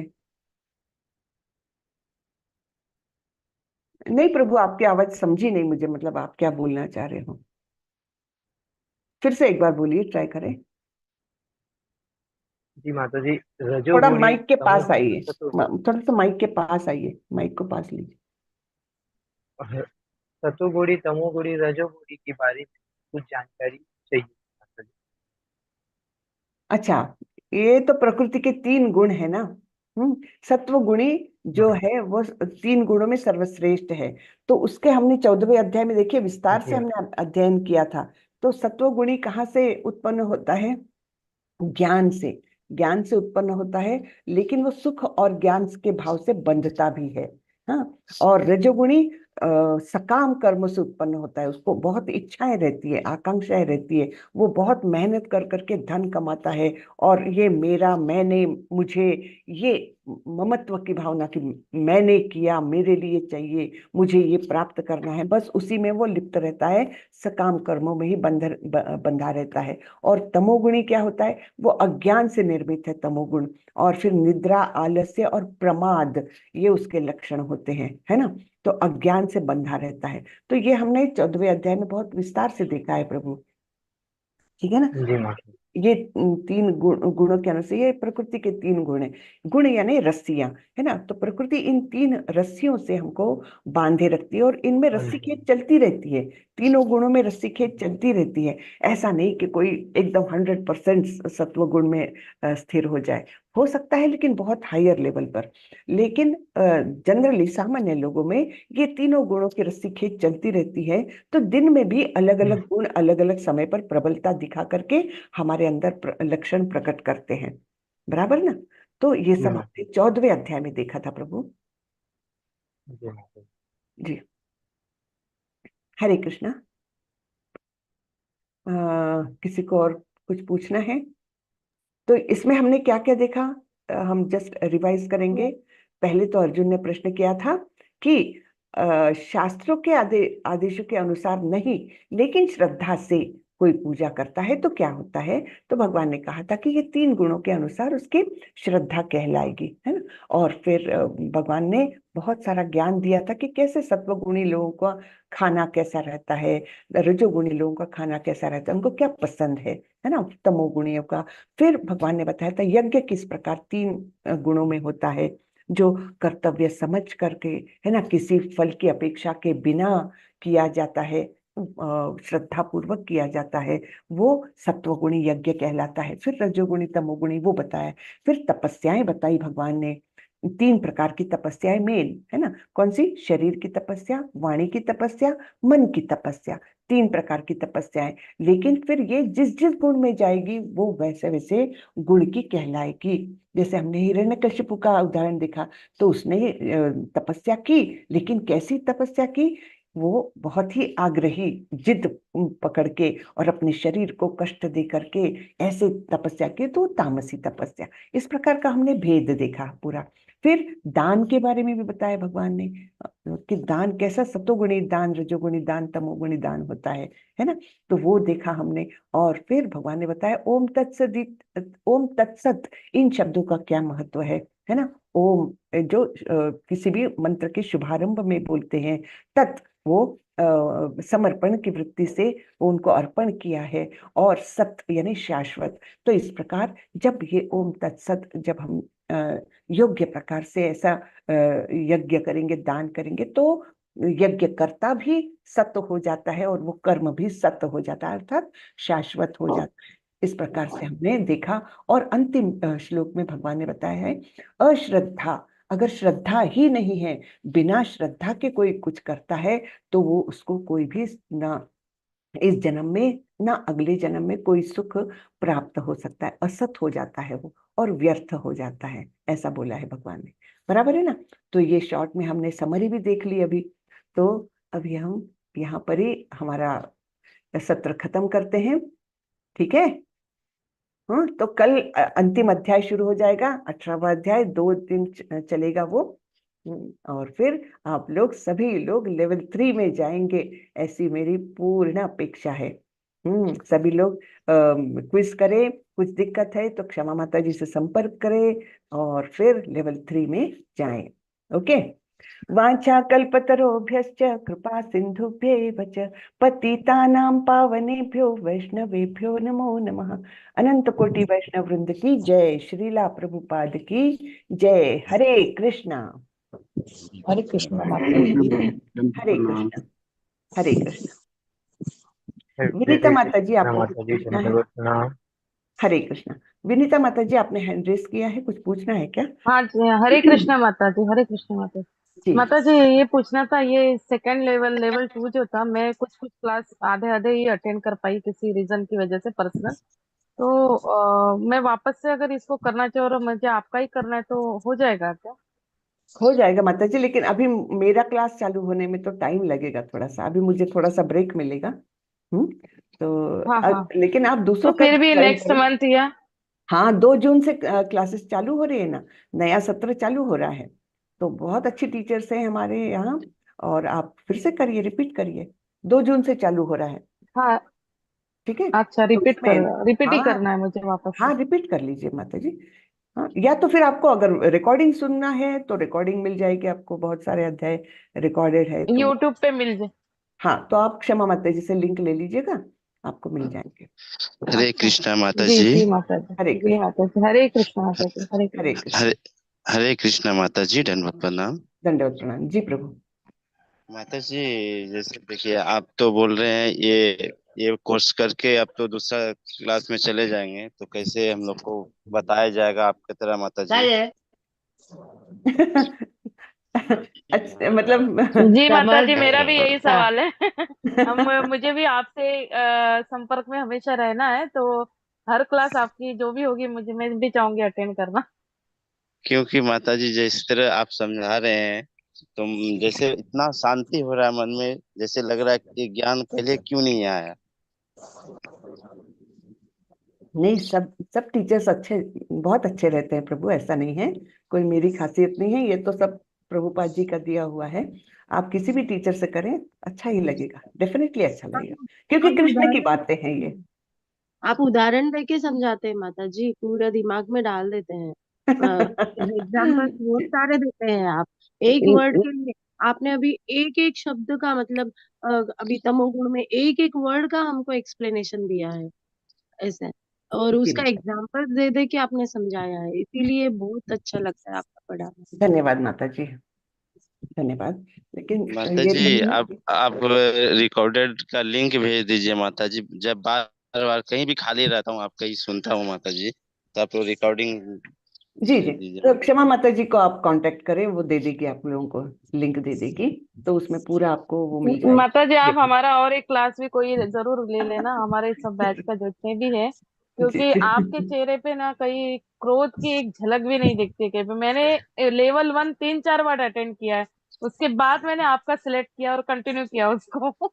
एक थैंक यू माता जी। दो तीन क्लासेस अटेंड करके वो नहीं हो पाता था, नहीं ऐसे मतलब मजा नहीं आ रहा था, तो मैंने कहा नहीं, अब मैं जो जहाँ पे अच्छा लगे वही कंटिन्यू करूंगी।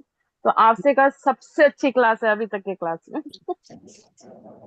धन्यवाद श्लोक माता भी जी। पढ़ते तो इतने अच्छे, आवाज भी इतनी अच्छी है, श्लोक्स भी इतने बेस्ट स्वस्थ क्लास, उच्चारण से पढ़ते हैं, बहुत बहुत अच्छा। अच्छी लगती है माता जी। धन्यवाद, सबको धन्यवाद, बहुत बहुत धन्यवाद। ये तो सब कृष्ण की बोली है तो अच्छा ही रहेगा, है ना, कृष्ण के बारे में बोलते हैं तो अच्छा ही होता है, जहाँ कृष्ण वहाँ सब सुंदरता, अच्छाई, सब कुछ है, बराबर ना। माता जी, लेवल 3 में आप नहीं पढ़ाए क्या? नहीं, लेवल 3 में मैं नहीं पढ़ाऊंगी। हम्म, ठीक है, लेवल 3 मेरे लिए मुझे नहीं मिला है। माता जी बोल रहे हैं ना लेवल 1 में जो आप आएंगे क्या। ये 2 जून वाले सत्र में तो नहीं आऊंगी, उसके अगले सत्र में आ जाऊंगी मैं। 2 जून तो से माता नया जी, सत्र चालू हो रहा है, उसके हाँ, अगले तो सत्र में आऊंगी। अगले सत्र में आएंगे तो हमको लिंक भेज दीजिएगा माता जी। जी, आप लोग जुड़े रहिए, आपको लिंक अपने आप आएगा व्हाट्सएप ग्रुप में। तो अभी जी 2 जून वाला भी सत्र है, मैं रिक्वेस्ट करूंगी आप सभी से ज्यादा लोगों को लिंक भेजिए, जुड़ने के लिए प्रेरित करिए। हाँ, जुड़ने के लिए जी प्रेरित करिए, ज्यादा से ज्यादा लोगों तक कृष्ण की भक्ति जाए, बस यही उद्देश्य है और कुछ भी नहीं, है ना।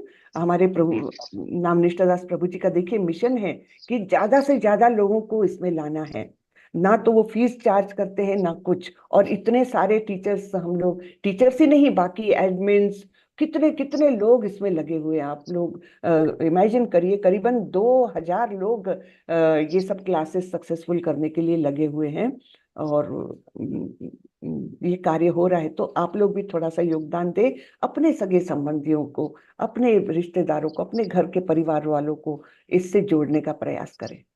बहुत अच्छा माता मार्ग है, जी। बहुत शुद्धिकरण वाला मार्ग है ये, है ना, हमारे माता जी जीवन को जैसे शुद्ध करता है। माता जी जैसे बताते हैं ना, जैसे सगी संबंधी को बताते हैं, तो वो इसका बारे में जैसे भगवान श्री कृष्ण के बारे में बताते हैं, तो वो तो गलत नेगेटिविटी फैलाते हैं रहते हैं। वो झूठ समझते हैं इसको, श्रीमद् भागवत गीता को, भगवान श्री कृष्ण को झूठ उनका तो समझते कुछ नहीं कर सकते हम, लेकिन हमने प्रयास करना चाहिए। आप लिंक भेजिए सबको, और हैं। जी कोशिश मैंने करें। हमारे ग्रुप में मैं डाल दिया है माता जी, मैं वेरी गुड, हमारे जितने भी ग्रुप है मारवाड़ी होंगे, अच्छा, उनके सबके इसमें हमने डाल दिया है। वेरी गुड, हाँ। वेरी गुड माता जी। मैं भी अपने सारे ग्रुप्स में हर बार डालती रहती, जिसको आना है आए, अब नहीं आते तो उनको कुछ नहीं कर सकते, लेकिन हर बार डालती हूँ मैं। पर्सनली भी मैं उनको समझाती हूँ कि 18 दिन है, 18 अध्याय है, एक ही घंटा देना है आपको दिन हाँ भर में। एग्जैक्टली, आप आप 45 मिनट्स सीरियल वगैरह देखते हो, तो यहाँ हाँ पे तो वही कम तो, से कम 1 आवर तो दे ही सकते हो ऐसा। एग्जैक्टली, तो सही बहुत बात सारे लोग, मेरी ननन ज्वाइन करती है, उर्मिला है। व्यास। हाँ, और बहुत सारे लोग हैं इसमें जो ज्वाइन कर रहे हैं माता बहुत जी। अच्छी बात है, बहुत अच्छी बात है। तो ऐसे ही थोड़ा धन्यवाद। थोड़ा हम अपने तरफ से प्रयत्न करके इसको फैला सकते हैं, है ना। हाँ माता चलिए, जी। तो अभी आपसे मैंने बोल ही दिया है। वांछा कल्पतरुभ्यश्च कृपा सिंधुभ्येव च पतितानां पावनेभ्यो वैष्णवेभ्यो नमो नमः। अनंत कोटि वैष्णव वृंद की जय। श्रीला प्रभुपाद की जय। हरे कृष्णा। हरे कृष्णा माता जी। हरे